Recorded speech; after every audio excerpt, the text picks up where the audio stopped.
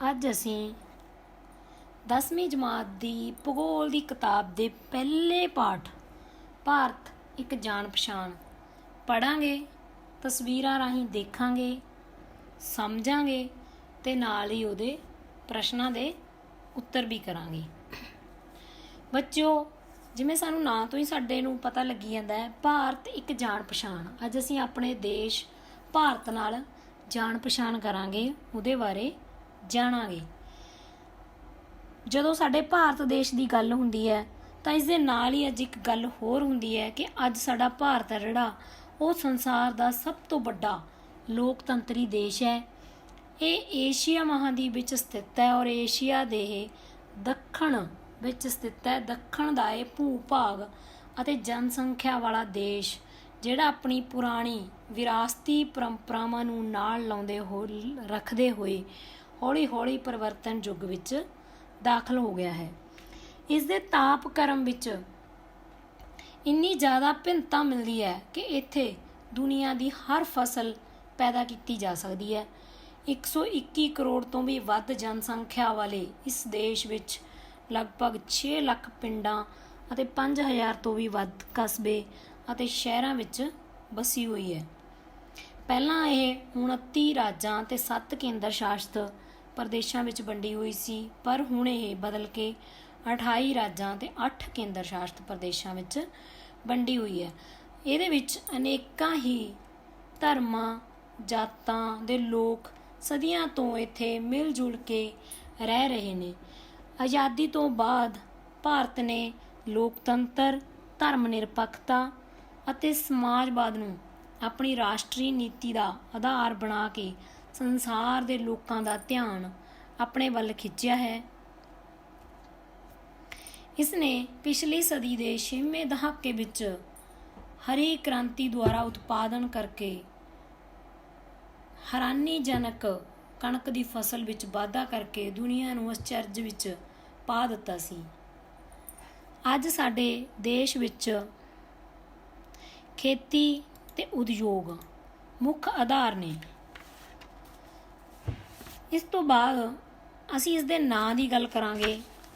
ਭਾਰਤ ਦੇ ਵੱਖ-ਵੱਖ ਸਮਿਆਂ ਵਿੱਚ ਕੀ ਨਾਂ ਰਹੇ ਆ। ਇਸ ਦਾ ਸਭ ਤੋਂ ਜਿਹੜਾ ਪਹਿਲਾ ਨਾਮ ਸਾਨੂੰ ਇਤਿਹਾਸ ਵਿੱਚੋਂ ਪਤਾ ਲੱਗਦਾ ਹੈ ਉਹ ਸੀ ਹਿਮਾਚਲ ਸੇਤੂ ਪ੍ਰਯਤਮ, ਜਾਣੀ ਕਿ ਉਹ ਭੂਮੀ ਭਾਗ ਜੋ ਹਿਮਾਚਲ ਅਤੇ ਰਾਮੇਸ਼ਵਰਮ ਦੇ ਵਿਚਕਾਰਲਾ ਇਲਾਕਾ ਸੀ। ਇਸ ਤੋਂ ਬਾਅਦ ਆਰੀਆ ਜਾਤੀ ਦੇ ਲੋਕਾਂ ਨੇ ਇੱਥੇ ਆ ਕੇ ਰਹਿਣ ਲੱਗੇ। ਉਹਨਾਂ ਨੇ ਇਸ ਦਾ ਨਾਂ ਆਰੀਆਵਰਤ ਰੱਖਿਆ। ਫਿਰ ਭਰਤ ਨਾਮੀ ਰਾਜੇ ਤੋਂ ਇਸ ਦਾ ਨਾਂ ਭਾਰਤ ਪਿਆ। ਈਰਾਨ ਦੇ ਲੋਕਾਂ ਨੇ ਇਸ ਦਾ ਨਾਮ ਹਿੰਦੁਸਤਾਨ, ਯੂਨਾਨੀਆਂ ਨੇ ਇਸ ਦਾ ਨਾਂ ਇੰਡੋਸ ਅਤੇ ਰੋਮਨਾਂ ਨੇ ਫਿਰ ਇਹਨੂੰ ਬਦਲ ਕੇ ਇੰਡਸ ਅਤੇ ਇੰਡੀਆ ਕਰ ਦਿੱਤਾ। ਹੁਣ ਵੀ ਇਸ ਦੇ ਨਾਮ ਇੰਡੀਆ, ਹਿੰਦੁਸਤਾਨ ਅਤੇ ਭਾਰਤ ਆ ਜਿਹੜੇ ਉਹ ਪ੍ਰਚਲਿਤ ਨਾਮ ਨੇ। ਇਸ ਤੋਂ ਬਾਅਦ ਅਸੀਂ ਇਹਦੀ ਸਥਿਤੀ ਬਾਰੇ ਗੱਲ ਕਰਾਂਗੇ। ਤੁਸੀਂ ਨਾਲ ਬੇਟਾ ਤਸਵੀਰਾਂ 'ਤੇ ਦੇਖ ਸਕਦੇ ਹੋ।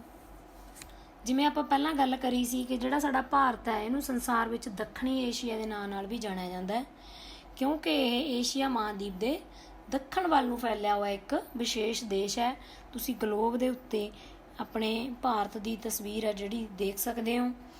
ਇਸ ਦੇ ਉੱਤਰੀ ਸਿਰੇ 'ਤੇ ਮਹਾਨ ਹਿਮਾਲਿਆ ਦੀ ਦੇਖੋ ਪਰਬਤੀ ਦੀਵਾਰ ਹੈ, ਨਕਸ਼ੇ ਉੱਪਰ ਤੁਸੀਂ ਦੇਖ ਸਕਦੇ ਹੋ। ਔਰ ਇਸ ਦੇ ਦੱਖਣ ਵੱਲ ਵਿਸ਼ਾਲ ਹਿੰਦ ਮਹਾਸਾਗਰ ਹੈ। ਦੱਖਣੀ ਹਿੱਸੇ ਵਿੱਚ ਪ੍ਰਾਇਦੀਪੀ ਪਠਾਰ ਹੋਣ ਕਾਰਨ ਇਸ ਦੀ ਜਿਹੜੀ ਸ਼ਕਲ ਹੈ ਉਹ ਤਿਕੋਣੀ ਬਣਦੀ ਹੈ। ਇਸ ਦੇ ਇੱਕ ਪਾਸੇ ਦੇਖੋ ਅਰਬ ਸਾਗਰ ਹੈ ਔਰ ਦੂਜੇ ਪਾਸੇ ਹੈ ਜਿਹੜਾ ਬੰਗਾਲ ਦੀ ਖਾੜੀ ਹੈ। ਨੀਚੋਂ ਇਹ ਦੱਖਣ ਵਾਲੀ ਸਾਈਡ ਤੋਂ 3 ਪਾਸਿਆਂ ਨਾਲ ਪਾਣੀ ਨਾਲ ਘਿਰਿਆ ਹੋਇਆ ਹੈ। ਇਸ ਤੋਂ ਅੱਗੇ ਭਾਰਤ ਨੂੰ ਸਾਰਕ ਦੇਸ਼ਾਂ ਵਿੱਚ ਵੀ ਇੱਕ ਮਹੱਤਵਪੂਰਨ ਸਥਾਨ ਹਾਸਲ ਹੈ। ਇਹ 8 ਦੇਸ਼ਾਂ ਦਾ ਰਾਜਨੀਤਿਕ ਅਤੇ ਆਰਥਿਕ ਸੰਗਠਨ ਬਣਿਆ ਹੋਇਆ ਹੈਗਾ, ਜੋ 8 ਦਸੰਬਰ 1905 ਨੂੰ ਬਣਿਆ ਸੀ। ਔਰ ਜਿਹੜਾ ਅਫਗਾਨਿਸਤਾਨ ਹੈ ਉਹ ਅਪ੍ਰੈਲ 2007 ਵਿੱਚ ਇਹਨਾਂ ਦੇ ਨਾਲ ਮਿਲਿਆ ਸੀਗਾ। ਇਹ ਤੁਸੀਂ ਮਾਈਂਡ ਮੈਪ ਦੇਖ ਸਕਦੇ ਹੋ, ਸਾਰਕ ਦੇਸ਼ਾਂ ਦਾ ਬਣਿਆ ਹੋਇਆ, ਤੁਸੀਂ ਬਣਾ ਸਕਦੇ ਹੋ ਆਪਦੀਆਂ ਕਾਪੀਆਂ ਦੇ ਉੱਪਰ। ਇਸ ਤੋਂ ਬਾਅਦ ਇਸ ਨੂੰ ਸੌਖੇ ਯਾਦ ਰੱਖਣ ਲਈ ਸਾਰਕ ਦੇਸ਼ਾਂ ਨੂੰ ਸਾਡੇ ਕੋਲੇ ਇੱਕ ਤਰੀਕਾ ਹੈਗਾ, ਅਸੀਂ ਯਾਦ ਰੱਖ ਸਕਦੇ ਹਾਂ ਆਪਣੀ MBBS, ਜਿਸ ਤੋਂ A ਤੋਂ ਅਸੀਂ ਅਫਗਾਨਿਸਤਾਨ ਲੈ ਸਕਦੇ ਹਾਂ, P ਤੋਂ ਪਾਕਿਸਤਾਨ, N ਤੋਂ ਨੇਪਾਲ, I ਤੋਂ ਇੰਡੀਆ, M ਤੋਂ ਮਾਲਦੀਵ, B ਤੋਂ ਬੰਗਲਾਦੇਸ਼, B ਤੋਂ ਭੂਟਾਨ, S ਤੋਂ ਸ਼੍ਰੀਲੰਕਾ। ਤਾਂ ਆਪਣੀ MBBS ਵਰਡ ਯਾਦ ਰੱਖ ਕੇ ਤੁਸੀਂ ਇਸ ਨੂੰ ਯਾਦ ਰੱਖ ਸਕਦੇ ਹੋ। ਇਸ ਤੋਂ ਅੱਗੇ ਆ ਗਿਆ ਸਾਡੇ ਭਾਰਤ ਦਾ ਸਥਾਨਿਕ ਵਿਸਤਾਰ। ਸਥਾਨਿਕ ਵਿਸਥਾਰ ਹੈ ਜਿਹੜਾ, ਇਸ ਦੇ ਮੱਧ ਵਿੱਚ ਦੀ ਕਰਕ ਰੇਖਾ ਲੰਘਣ ਦੇ ਕਰਕੇ ਉਹ ਇਹਨੂੰ ਉੱਤਰੀ ਅਤੇ ਦੱਖਣੀ ਦੋ ਹਿੱਸਿਆਂ ਵਿੱਚ ਵੰਡ ਦਿੰਦੀ ਹੈ। ਜੇ ਅਸੀਂ ਉੱਤਰੀ ਹਿੱਸੇ ਦੀ ਗੱਲ ਕਰੀਏ ਤਾਂ ਉਹ ਦੱਖਣੀ ਭਾਰਤ ਤੋਂ 2 ਗੁਣਾ ਜ਼ਿਆਦਾ ਖੇਤਰ ਆ ਜਿਹੜਾ ਸਾਡਾ ਉੱਤਰੀ ਭਾਗ ਹੈ ਉਹ ਘੇਰਦਾ ਹੈਗਾ। ਇਸ ਤੋਂ ਬਾਅਦ ਤੁਸੀਂ ਅਗਲੇ ਸਲਾਈਡ ਦੇ ਵਿੱਚ ਦੇਖ ਸਕਦੇ ਹੋ ਬੇਟਾ, ਇੰਡੀਆ ਦਾ ਮੈਪ ਬਣਿਆ ਹੋਇਆ ਔਰ ਉਹਦੇ ਉੱਪਰ ਦੱਸਿਆ ਉੱਤਰੀ ਸਿਰਾ ਤੇ ਦੱਖਣੀ ਸਿਰਾ। ਜੇਕਰ ਅਸੀਂ ਉੱਤਰੀ ਸਿਰੇ ਤੋਂ ਕਸ਼ਮੀਰ ਤੋਂ ਲੈ ਕੇ ਧੁਰ ਦੱਖਣੀ ਸਿਰੇ ਤੱਕ ਕੰਨਿਆ ਕੁਮਾਰੀ ਤੱਕ ਇੱਕ ਰੇਖਾ ਖਿੱਚ ਦਈਏ ਤਾਂ ਇਹ 3214 ਕਿਲੋਮੀਟਰ ਹੋਵੇਗੀ।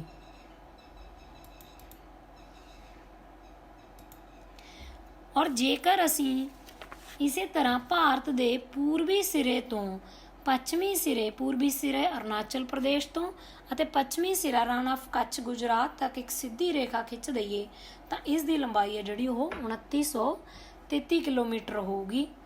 ਇੰਨਾ ਵੱਡਾ ਜਿਹੜਾ ਅੰਤਰ ਹੈ, ਇਸ ਦੇ ਕਾਰਨ ਹੀ ਜਦੋਂ ਅਰੁਣਾਚਲ ਪ੍ਰਦੇਸ਼ ਵਿੱਚ ਸੂਰਜ ਨਿਕਲ ਰਿਹਾ ਹੁੰਦਾ ਹੈ ਤਾਂ ਗੁਜਰਾਤ ਵਿੱਚ ਅਜੇ 2 ਘੰਟੇ ਦੀ ਰਾਤ ਆ ਜਿਹੜੀ ਉਹ ਬਾਕੀ ਹੁੰਦੀ ਹੈ।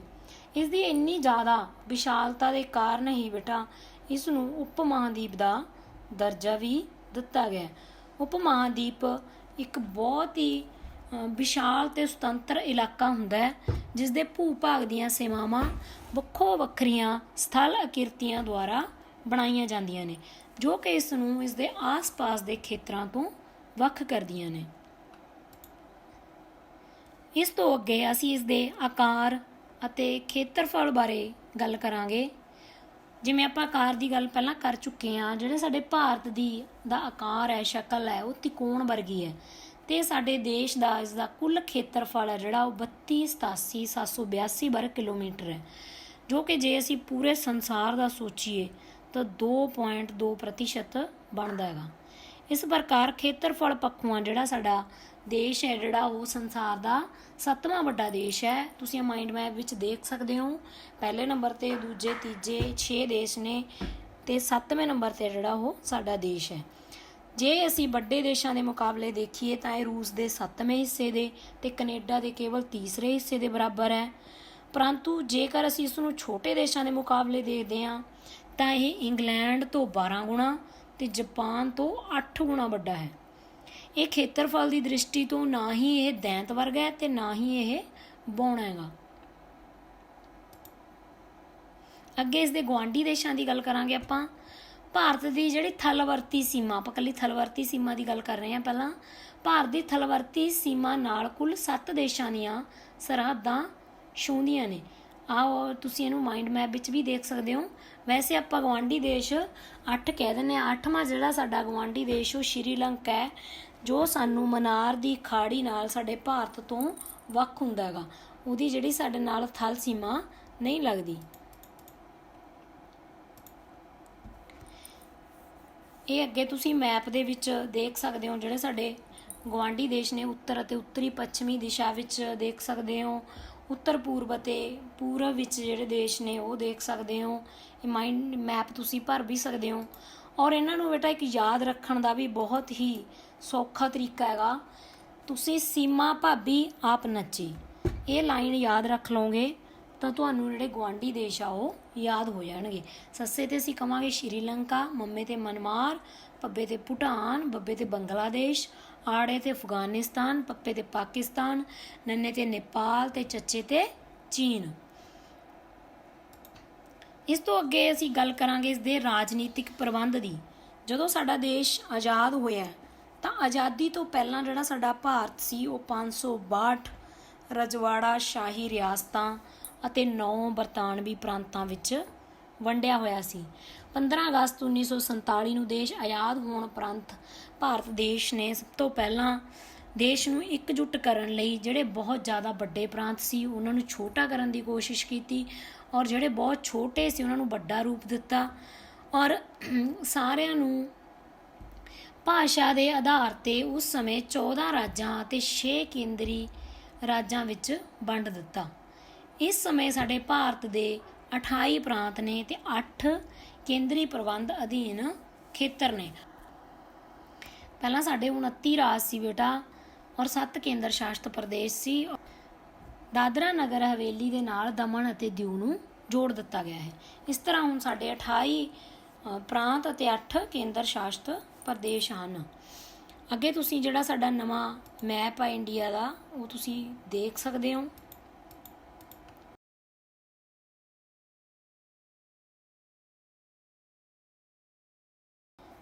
ਭਾਰਤ ਹੈ ਕਹਿੰਦਾ ਜਿਹੜਾ ਸਾਡਾ ਵਿਸ਼ਾਲ ਹੋਣ ਕਰਕੇ ਇਸ ਵਿੱਚ ਵੱਖ-ਵੱਖ ਤਰ੍ਹਾਂ ਦੀਆਂ ਜਿਹੜੀਆਂ ਭਿੰਨਤਾਵਾਂ ਉਹ ਮਿਲਦੀਆਂ ਨੇਗੀਆਂ। ਭਿੰਨਤਾਵਾਂ ਦਾ ਤੁਸੀਂ ਮਾਈਂਡ ਮੈਪ ਵੀ ਦੇਖ ਸਕਦੇ ਹੋ।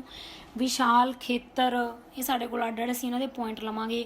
ਵਿਸ਼ਾਲ ਖੇਤਰ ਦੇ ਵਿੱਚ ਲੈ ਲਾਂਗੇ ਅਸੀਂ ਜਿਹੜਾ ਸਾਡਾ ਭਾਰਤ ਹੈ, ਪੂਰਬ, ਪੱਛਮ, ਉੱਤਰ, ਦੱਖਣ ਵਿੱਚ ਇਹਦਾ ਕਾਫੀ ਜ਼ਿਆਦਾ ਪਸਾਰ ਹੈ ਅਤੇ ਇਸ ਕਰਕੇ ਇਹਦੇ ਵਿੱਚ ਵੱਧ ਅਨੇਕਤਾਵਾਂ ਮਿਲਣੀਆਂ ਸੁਭਾਵਿਕ ਨੇਗੀਆਂ। ਇਹਦਾ ਵਿਸ਼ਾਲ ਖੇਤਰਫਲ ਹੋਣ ਦੇ ਕਾਰਨ ਹੀ ਇਸ ਨੂੰ ਉਪ ਮਹਾਂਦੀਪ ਦਾ ਦਰਜਾ ਮਿਲਦਾ ਹੈਗਾ। ਇਸ ਤੋਂ ਅੱਗੇ ਅਸੀਂ ਜੇ ਧਰਾਤਲ ਦੀ ਗੱਲ ਕਰੀਏ ਤਾਂ ਧਰਾਤਲ 'ਚ ਸਾਡੇ ਇੱਕ ਪਾਸੇ ਸਾਡੇ ਕੋਲੇ ਪਹਾੜਾਂ ਦੇ ਵਿੱਚ ਪੁਰਾਣੇ ਪਰਬਤ, ਅਰਾਵਲੀ ਪਰਬਤ ਮੌਜੂਦ ਨੇ ਅਤੇ ਨਣ ਜੰਮੇ ਮੋੜਦਾਰ ਪਹਾੜ ਜਿਹੜੇ ਸਾਡੇ ਕੋਲੇ ਹਿਮਾਲਿਆ ਹੈ।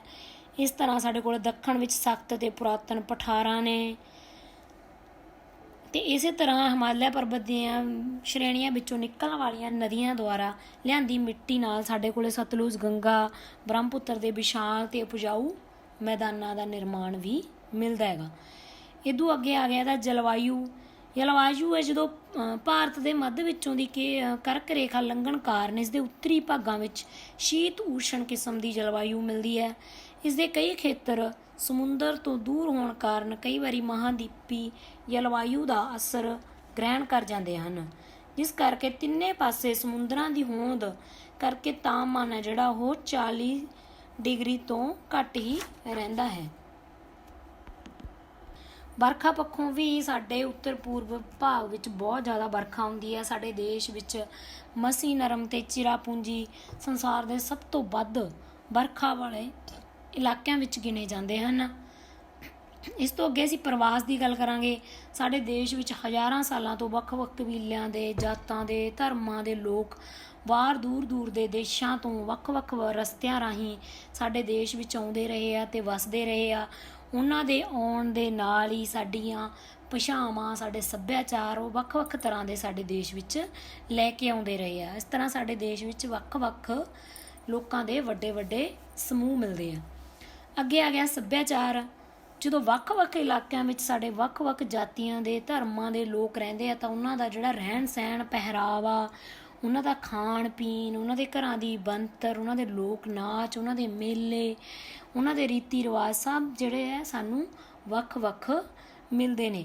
ਸਾਡੇ ਦੇਸ਼ ਵਿੱਚ ਬਹੁਤ ਸਾਰੀਆਂ ਭਾਸ਼ਾਵਾਂ ਬੋਲੀਆਂ ਜਾਂਦੀਆਂ ਨੇ, ਜਿਨ੍ਹਾਂ ਵਿੱਚੋਂ 22 ਭਾਸ਼ਾਵਾਂ ਨੂੰ ਸਾਡੇ ਦੇਸ਼ ਦੇ ਵਿੱਚ ਮਾਨਤਾ ਦਿੱਤੀ ਗਈ ਹੈ। ਇਸ ਤੋਂ ਅੱਗੇ ਸਾਡੇ ਦੇਸ਼ ਵਿੱਚ ਇੰਨੀਆਂ ਸਾਰੀਆਂ ਭਿੰਨਤਾਵਾਂ ਹੋਣ ਦੇ ਬਾਵਜੂਦ ਵੀ ਅਨੇਕਤਾ ਵਿੱਚ ਏਕਤਾ ਅਸੀਂ ਆਪਣੇ ਦੇਸ਼ ਵਿੱਚ ਕਹਿ ਦਿੰਦੇ ਹਾਂ। ਸਾਡਾ ਭਾਰਤ ਹੈ ਕਹਿੰਦਾ ਜਿਹੜਾ ਉਹ ਅਨੇਕਤਾਵਾਂ ਦਾ ਦੇਸ਼ ਹੈ। ਇਸ ਦੇ ਵਿੱਚ ਸਾਨੂੰ ਕੁਦਰਤੀ ਤੌਰ 'ਤੇ ਵੀ ਦੇਖੋ, ਕਿਤੇ ਪਹਾੜ, ਕਿਤੇ ਪਠਾਰ, ਕਿਤੇ ਮੈਦਾਨ, ਆਰਥਿਕ ਤੌਰ 'ਤੇ ਵੀ, ਸਮਾਜਿਕ ਤੌਰ 'ਤੇ ਵੀ ਅਤੇ ਸੱਭਿਆਚਾਰਕ ਤੌਰ 'ਤੇ ਵੀ ਸਾਨੂੰ ਭਿੰਨਤਾਵਾਂ ਮਿਲਦੀਆਂ ਨੇ। ਇੰਨੀਆਂ ਭਿੰਨਤਾਵਾਂ ਹੋਣ ਦੇ ਬਾਵਜੂਦ ਵੀ ਸਾਡੇ ਭਾਰਤੀ ਸਮਾਜ ਵਿੱਚ ਲੋਕ ਆ ਜਿਹੜੇ ਉਹ ਵਿਲੱਖਣ ਏਕਤਾ ਦੀ ਮਿਸਾਲ ਪੈਦਾ ਕਰਦੇ ਨੇ।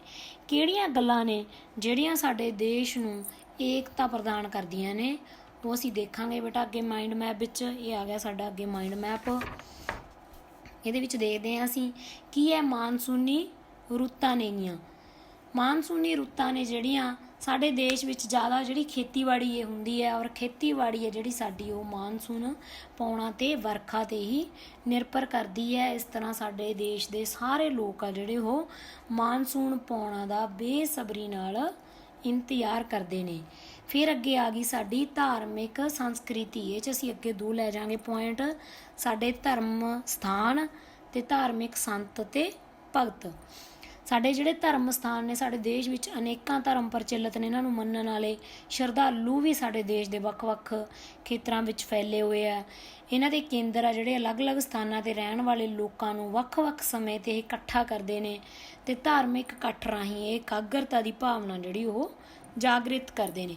ਔਰ ਦਿਲਚਸਪ ਗੱਲ ਇਹ ਹੈ ਕਿ ਚਾਹੇ ਉਹ ਹਿੰਦੂ ਦੇਵੀ ਦੇਵਤਿਆਂ ਦੇ ਮੰਦਰ ਹੋਣ, ਚਾਹੇ ਪੀਰਾਂ ਫਕੀਰਾਂ ਦੀਆਂ ਦਰਗਾਹਾਂ ਹੋਣ, ਚਾਹੇ ਗੁਰਦੁਆਰੇ ਹੋਣ, ਪਰ ਸਭ ਥਾਵਾਂ ਉੱਤੇ ਸਾਡੇ ਹਿੰਦੂ, ਮੁਸਲਿਮ, ਸਿੱਖ ਆਦਿ ਧਰਮ ਦੇ ਲੋਕ ਮਿਲ ਕੇ ਪੂਜਾ ਕਰਦੇ ਦੇਖੇ ਜਾਂਦੇ ਹਨ, ਜੋ ਕਿ ਇੱਕ ਸਾਂਝ ਦੀ ਕਮਾਲ ਦੀ ਉਦਾਹਰਣ ਹੈ।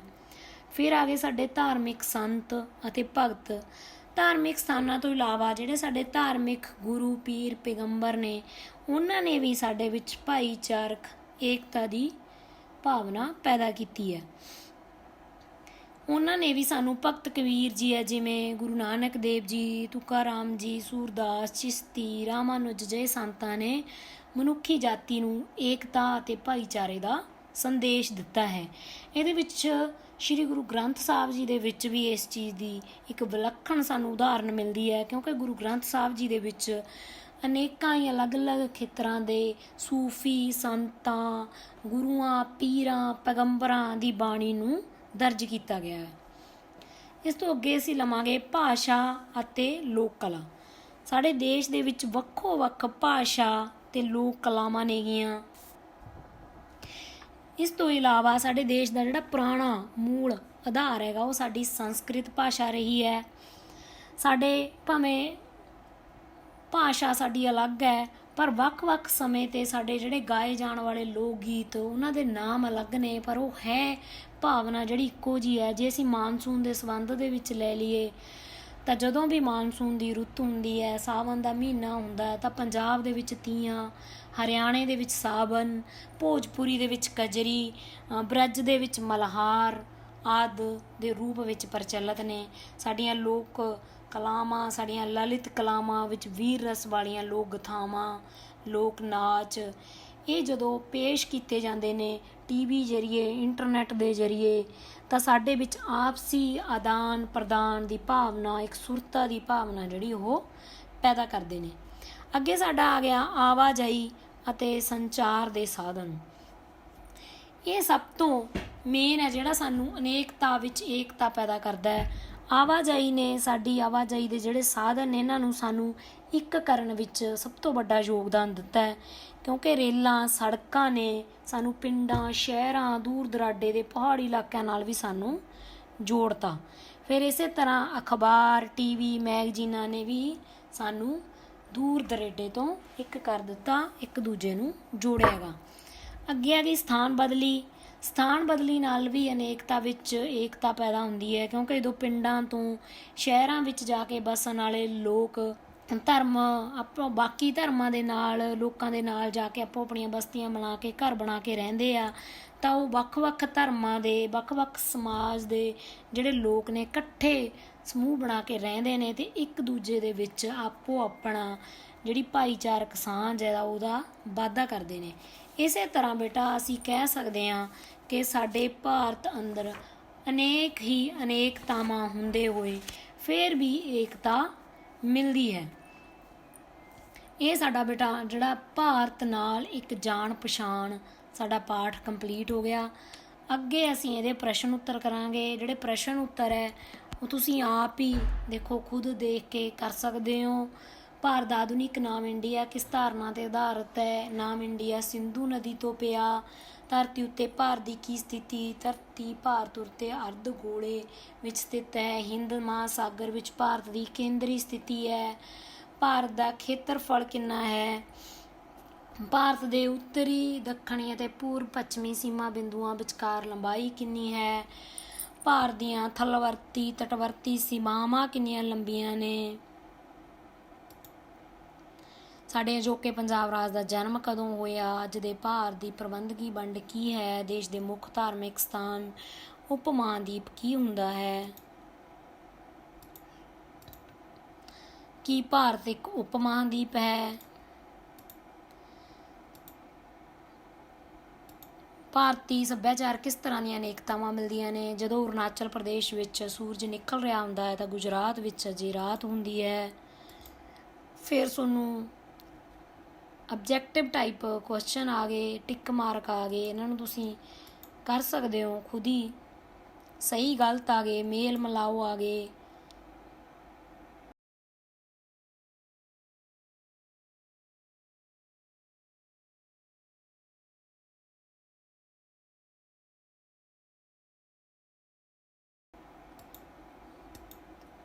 ਇਹਨਾਂ ਪ੍ਰਸ਼ਨਾਂ ਨੂੰ ਤੁਸੀਂ ਆਪਦੀ ਕਾਪੀ ਦੇ ਉੱਪਰ ਨੋਟ ਕਰ ਸਕਦੇ ਹੋ। ਇਹ ਪੂਰੇ ਪਾਠ ਦਾ ਨਿਚੋੜ ਜਿਹੜੇ ਮੇਨ ਪ੍ਰਸ਼ਨ ਸੀ ਉਹ ਆਪਾਂ ਕਰ ਲਏ ਆ। ਅਗਲੇ ਪਾਠ ਵਿੱਚ ਫੇਰ ਮਿਲਾਂਗੇ। ਧੰਨਵਾਦ ਸਾਰਿਆਂ ਦਾ।